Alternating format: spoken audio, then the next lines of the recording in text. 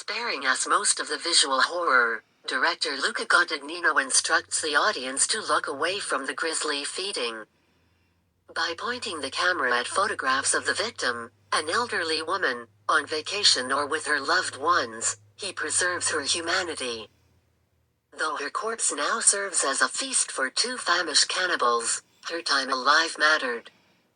Photographic evidence of a person's history becomes a strong motif in this beautiful, voracious coming-of-age romance. These printed pictures, sometimes found in a car or tucked away in a drawer, provide a reminder of the many facets, for better and worse, a single individual can contain. The perpetrators were once children, while their prey may in turn leave families behind. In every bite, there's a disturbingly intimate communion. Ingesting people across state lines in the 1980s, Martin finds herself on her own after her father runs away when she turns 18. Only leaving behind a tape recounting her earliest episodes of cannibalism and her birth certificate. Their father-daughter relationship seems akin to that in the Swedish vampire drama Let the Right One In. The parent, aware of her urges, tried to prevent her from further acting on such hunger. However, Maren, now out in the open world, learns that her desire for human meat is innate, an unexplainable trait she cannot change, only control. Eaters, as they refer to themselves, identify one another through their scent. But while some of these outsiders have rules that make eating others like them off limits, others follow a less scrupulous path.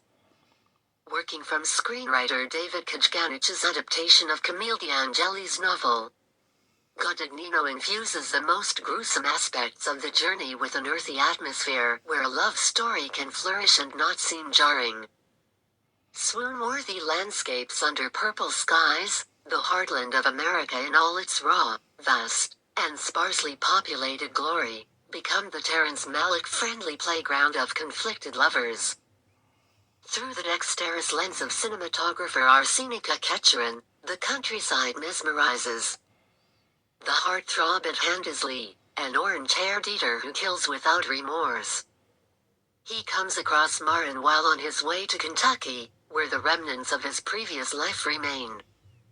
As partners in crime, who slowly transition into lovers fueled by youthful impetus, the two disagree on how to go about satisfying their needs.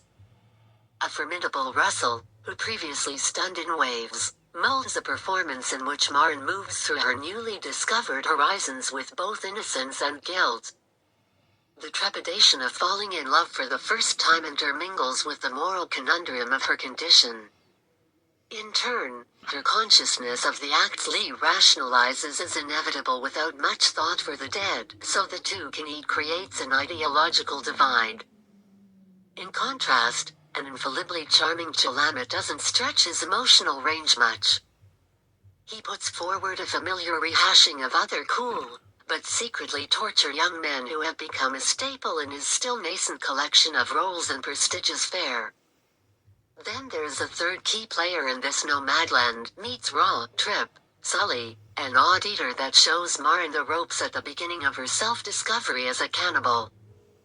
What renders Rillance's supporting turn exceptional is that one never doubts Sully is a person that truly exists. There's a lived-in quality in his bizarre mannerisms, his heavily decorated clothing, and other eccentricities. Blood-soaked, he shares with Maren the organic memento he carries around to keep track of those he has consumed. Guadagnino's frequent collaborator Michael Stuhlbarg and director David Gordon Green, in a rare acting part, show up for chilling cameos. They help cement Bones and All as an amalgamation of the Italian filmmaker's tales of amorous complications such as Call Me By Your Name, or A Bigger Splash, and his genre sensibilities put to the test in Suspiria. Back to the significance of the photos that Lee and Maren encounter as they traverse several states over one summer. While these images reveal information on the people in them, they also lack depth and are limited in what they can tell us. That Bones and All opens with shots of paintings depicting landscapes that exist outside of the walls of Martin's high school illustrates how these renditions are mere interpretations of reality. Likewise, the photos only capture a brief glimpse of a person and not who they are in full beyond the confines of that frame, and of the time it immortalizes. People change.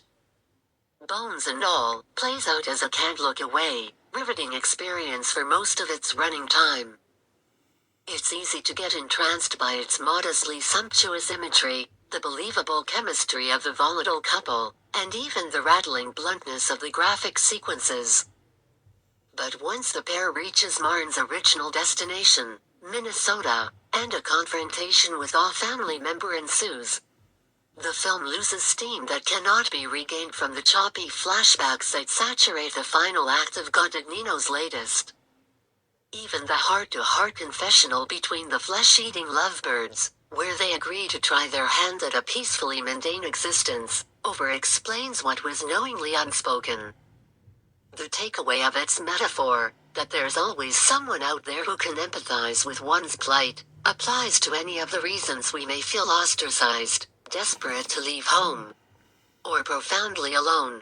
Based on those philosophical preoccupations, as well as more obvious wordplay reasons, Bones and All could have just as easily shared a title with another fall season release.